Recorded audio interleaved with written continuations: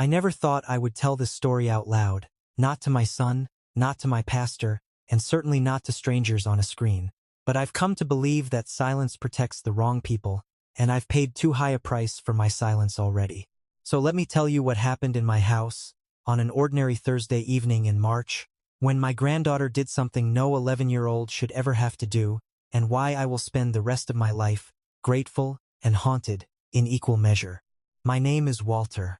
I'm 68 years old, and until that night, I thought I understood what family meant. I built my house with my own hands, plank by plank, back when I was young enough to believe that sweat was the same thing as love. My wife Dorothy helped me choose every window, every doorframe. We raised our son Michael in that house. We buried 2 dogs in the backyard under the oak tree. And when Dorothy passed 11 years ago, cancer, quick and cruel, I kept the house exactly as she left it, because it was the only way I knew how to keep her. There is a garden behind the kitchen window. Dorothy planted it the spring before she got sick, and I have tended it every single day since she died. Roses, mostly. A few rows of tomatoes she loved. A trellis of morning glories that climb the back fence like they're reaching for something. My granddaughter, Sophie, was born 18 months after Dorothy passed. She never met her grandmother, but she knows that garden like it's scripture. She knows which rosebush Dorothy called the stubborn one because it refused to bloom for 2 years and then exploded with color. She knows the little stone bench where Dorothy used to sit and read. Sophie sits there too, most Sunday afternoons, with a book of her own, like she's trying to borrow a piece of a woman she never got to meet. That garden is the last living thing Dorothy made. It is, in every way that matters, still her. I should tell you about my son Michael and his wife Renee because none of what happened makes sense without them. Michael is a good man, soft-spoken, hard-working, the kind of son who calls every Sunday even when he has nothing new to say. He married Renee 9 years ago, and for the first few years, things were fine. Not warm, exactly. Renee never quite took to me, and I never quite understood why, but fine, tolerable. The kind of relationship where you learn to keep the conversation shallow so you never hit rock. But over the last 2 years, something in Renee had curdled. I don't know a gentler way to put it. She'd lost her job at the marketing firm where she'd worked for a decade, and instead of finding new work, she found new resentments. She resented the house Michael and Sophie and I all loved. She resented that Sophie preferred spending afternoons with me in the garden over scrolling on a tablet at home. And most of all, she resented Dorothy, a woman who had been dead for over a decade, a woman who could not have hurt her if she tried. And yet Renee spoke of her the way you'd speak of a rival. It's like living with a ghost, she told Michael once, not knowing I was in earshot. Everywhere I look in that house, it's her. Her garden, her photographs, her handwriting on the recipe cards. When do we get to just be a family, without her hanging over everything? I heard that, and it broke something small and quiet in me. But I said nothing. I told myself grief makes people strange, that maybe Renee was grieving something of her own, a career, a version of her life she'd imagined and lost. I gave her grace because I didn't know what else to give. That Thursday started like any other. Michael was working a late shift at the hospital where he manages logistics. Renee had picked Sophie up from school and brought her to my house, the way she often did on Thursdays, so she could run errands alone. I was in the kitchen finishing dinner pot roast, Dorothy's recipe, the one written in her looping cursive on an index card that's gone soft and brown at the corners from 20 years of handling. Sophie was outside in the garden. I could see her through the window, kneeling by the stubborn rosebush, carefully pinching off the dead blooms the way I'd taught her, humming something to herself. The evening light was doing that low gold thing it does in early spring, catching the dust in the air, catching her hair. I remember thinking, in that ordinary, unremarkable moment, that I was a lucky old man. Renee came back around 6, and I knew immediately something was wrong. She came through the front door already talking, her voice sharp and fast, complaining about traffic, about a parking ticket, about the woman at the pharmacy who'd been slow with her prescription. She had a way of walking into a room like she was already mid-argument with someone who wasn't there. I set the table and said nothing, the way I'd learned to. "Where's Sophie?" she snapped, though she could plainly see the garden through the window. "In the garden," I said. "She's fine. She's been out there an hour, happy as anything." Renee's jaw tightened. "She's always out there. It's unhealthy, Walter. A girl her age, spending every free hour tending a dead woman's flower bed. It's morbid. It's not morbid, I said, keeping my voice even. It's the only place she feels close to her grandmother. That's not something to take away from her. Yearing, the son, that was the wrong thing to say. I knew it, the second the words left my mouth, but they were true, and I've never been good at swallowing the truth to keep the peace. Renee's face changed. Something cold and final settled into it. You know what? She said. I am so tired of that garden. I'm tired of walking past it every week and being reminded that I will never live up to a woman I never even met. I'm the one raising that girl. And not Dorothy. Me. And then she walked past me, out the back door, into the garden, before I understood what was happening. I followed her, calling her name, but she was already at the trellis, the morning glories, the ones Dorothy had planted with her own hands the last spring of her life, the ones Sophie watered every single day like a devotion. Renee grabbed the trellis with both hands and tore it from the fence. Wood splintered, vines ripped loose in a spray of torn leaves and purple flowers. Sophie screamed a short, sharp sound, more shock than words, and scrambled backward. Renee, stop, I shouted, but she wasn't stopping. She dragged the trellis, vines and all, toward the little fire pit I keep at the edge of the yard for burning leaves in the fall. There was no fire in it that evening, but there was a can of lighter fluid sitting beside it from when Michael had used it the weekend before, and a box of matches on the small table nearby. I understood what she meant to do before she did it, and I could not move fast enough to stop her. My knees aren't what they were. I shouted again. The base of level 8. Sophie was screaming now, really screaming, no, Grandma's flowers, no, please. Renee doused the trellis in lighter fluid and struck a match and threw it, and the whole tangled mass of wood and vine and flower went up with a whoosh that lit the evening dark orange. 11 years of growth, gone in seconds. The morning glories that climbed toward the sun every single morning like they were reaching for someone burning. There, Renee said, breathing hard, staring into the flames with something in her face I can only call relief. Maybe now this house can belong to the living. I stood frozen. I want to tell you I did something heroic in that moment, but the truth is I stood there like a man watching his own house collapse, unable to make my legs carry me forward. It was Sophie who moved. She ran past both of us, straight at the fire pit, and before I could even shout her name she had grabbed the edge of the trellis, the part not yet fully consumed, where a few of the morning glory vines still clung green and unburned, and she yanked it backward out of the flames with her bare hands. The sound she made wasn't a scream this time. It was worse.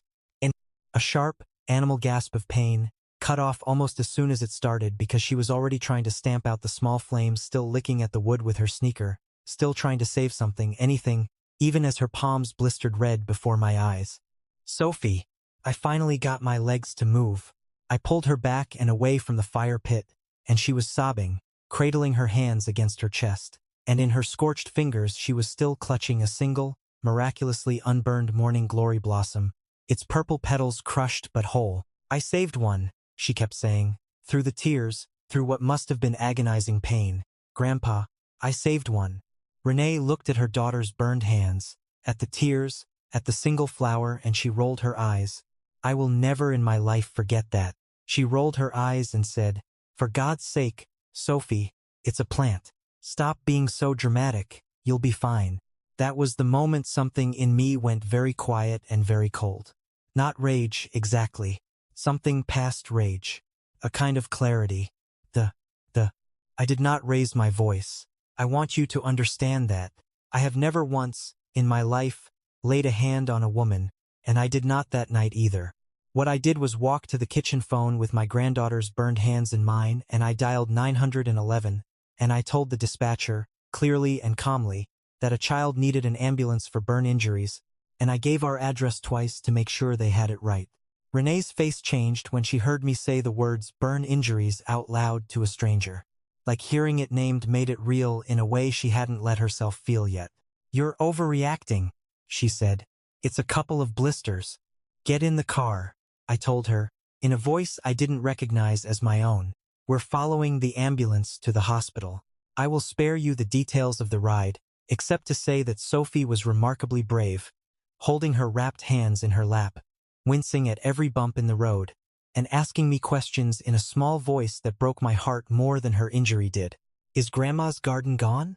Some of it, I told her honestly. Not all of it. The roses are still there.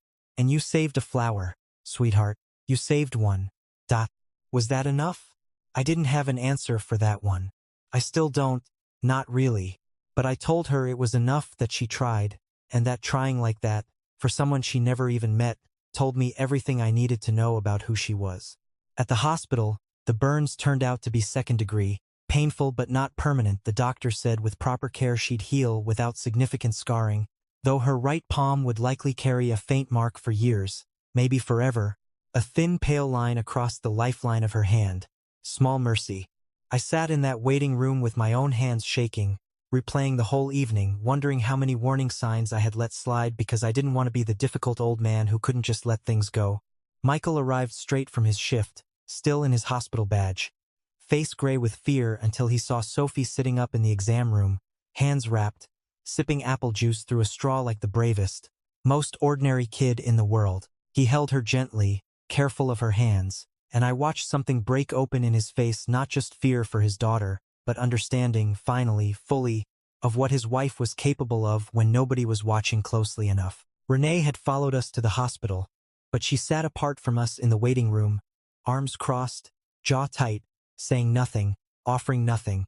When Michael finally turned to her and asked, quietly, "What happened, Renee? Tell me exactly what happened," she gave him a version of events so sanded down and softened that I almost didn't recognize my own evening in it. A trellis that accidentally caught fire. A daughter who panicked and grabbed at it. No lighter fluid, no matches, no fury. 5. I said nothing in that moment. I let Michael hear her version first, because I wanted to see if she would tell him the truth on her own. She didn't, so I told him mine.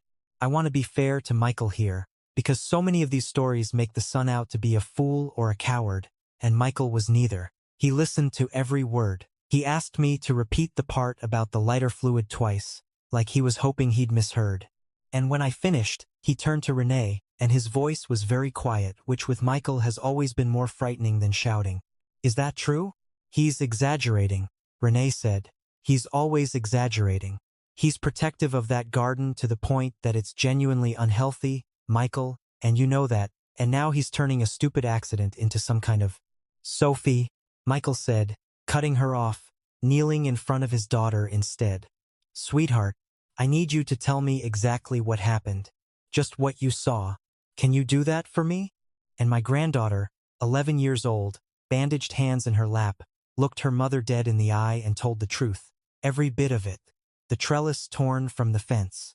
The lighter fluid. The match. The flames. Her mother's eyes reflecting the fire like she was watching something satisfying rather than something terrible. Renee's face went white, then red, then something ugly and cornered. "You're a child," she snapped at Sophie. "You don't understand what you saw." "I understand exactly what I saw," Sophie said. And her voice, God help me, I will hear that voice for the rest of my life, did not shake at all. Michael stood up slowly. He didn't yell. He has never once, in his whole life, raised his voice at Renee, not even now, and I've come to believe that's a kind of strength most people mistake for weakness. He simply said, "We're not going back to the house tonight. Sophie and I are staying with my father. You should go stay with your mother." "Sophie, you're choosing them over me," Renee said. "Over a plant. Over an old man's obsession with a dead woman. I'm choosing my daughter," Michael said, "over someone who watched her burn her hands and called her dramatic." "That's not a hard choice, Renee. I don't know why you think it should be." That was the end of it, in the hospital that night. But it was not the end of the story, because 2 days later, when Michael went back to the house to collect some of Sophie's things, he discovered something that changed everything again. Renee had already been to the house before him, and she had not gone there for clothes.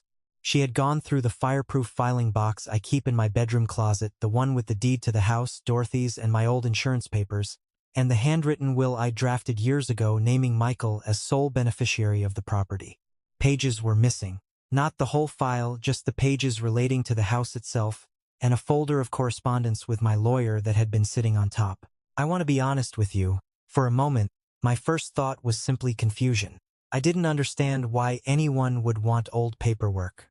It was Michael who understood before I did. He sat me down at the kitchen table, his face pale, and said, "Dad, I think Renee's been talking to a lawyer. I found a business card in her coat pocket last month and didn't think anything of it. Elder law, estate contests." It took the rest of that evening and a long, uncomfortable phone call to my own attorney for the shape of it to come clear. Renee had, for months, been quietly building a case to herself, to a sympathetic lawyer, perhaps eventually to a judge that I was, in her words to that attorney as we later learned, increasingly erratic and unsafe to be living alone in a large property, that the house was a financial burden being mismanaged by an elderly man in poor judgment, and that it would be in the family's best interest for guardianship arrangements to be explored. She had been laying groundwork, in other words, to have me declared incompetent not out of concern, but so that the house, eventually, however the legal mechanics shook out, might pass more easily and more quickly into her and Michael's hands, skipping the slow, ordinary business of a man simply living out his years in the house he built. The garden fire, I came to understand, wasn't only about grief or resentment of a dead woman's memory. It was a test. 13. It was a test, a way of seeing how far she could push, how much she could destroy, before anyone stopped her. And when Sophie's burned hands and my 911 call had put a spotlight on her that she hadn't wanted, she had panicked and gone looking for leverage, instead something to turn the story around, to make herself the reasonable one and me the problem to be managed. Michael was the one who found the missing pages, 3 days later, in Renee's car, tucked inside a folder in her glove compartment, along with a legal pad covered in her handwriting notes for what looked unmistakably like a petition, dates, my name, phrases like diminished capacity and history of erratic behavior regarding deceased spouse's belongings, which I understood, with a sick lurch, referred to nothing more sinister than a man who tends his late wife's garden every morning because it is the only conversation he has left with her. He photographed every page before she could notice they'd been found. He brought them to my lawyer, and mine brought in Sophie's burn treatment records and the 911 call log, and between the three of us, a very different picture began to take shape than the one Renee had been quietly assembling for months. Not a fragile old man losing his grip, but a woman who had set fire to a child's inheritance of memory, watched her daughter burn herself trying to save it, called it dramatic, and then tried to use the fallout to seize a house she had no legal claim to. When it finally came out in a conversation Michael insisted on having with her directly, calmly, with the evidence laid on the table between them, Renee did not deny it. I think, in a strange way, she was almost relieved to stop pretending. She admitted she'd resented the house, resented Dorothy's shadow over every room of it, resented that Sophie's love seemed to flow more easily toward a garden and a grandfather than toward her. She said the words, "I wanted something in that house to finally be mine," and I believe, God help me, that some sliver of that was true and even understandable. But wanting something to be yours does not give you the right to burn what belongs to someone else, or to weaponize your own daughter's love for her grandmother in a scheme to take a house out from under an old man who never did her any harm. The divorce moved quickly after that. Michael did not fight it, and neither, in the end, did Renee. I think she understood there was little left to fight, for once the truth was sitting in the open air between all of us. She did not go to prison. Nothing she'd done, in the end, rose to the level of a crime, only cruelty and a scheme that collapsed before it could do its damage. But she lost the marriage, and she lost the quiet, patient trust her daughter had once given her without question. And I don't know that any court could have handed down a harder sentence than the sight of Sophie, months later, still choosing to spend every Sunday with her grandfather in a garden her mother once tried to burn to the ground. Michael and Sophie moved into my house that spring not out of obligation, but because Sophie asked, in her quiet, certain way, if she could sleep in the room down the hall from the garden window so she could watch it in the mornings. I said yes before she'd even finished the question. We rebuilt the trellis together that summer, the three of us. Michael did the carpentry. I ordered new morning glory seeds from the same catalog Dorothy used to use all those years ago, and Sophie planted them herself, kneeling in the dirt with her hands mostly healed now, that faint pale line still visible across her right palm when the light catches it just so. She keeps the one blossom she saved that night pressed between the pages of an old book of Dorothy's on the shelf in her room. It's brittle now, and the purple has faded to something closer to gray. But she shows it to people sometimes, when they ask about the little scar on her hand, and she tells them matter-of-fact, the way children can be matter-of-fact about the most enormous things. I saved this from a fire, for my grandmother. I never met her, but I know she would have liked me. I believe that too, Sophie.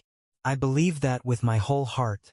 There are mornings now when I stand at the kitchen window with my coffee and watch her out there among the roses, tending what her great-grandmother started and what her own small burned hands refused to let die, and I think about how close we came to losing all of it, the garden, the house, the trust between a father and his son, maybe even Sophie herself, to smoke inhalation or worse, if the fire had spread before I got her clear of it.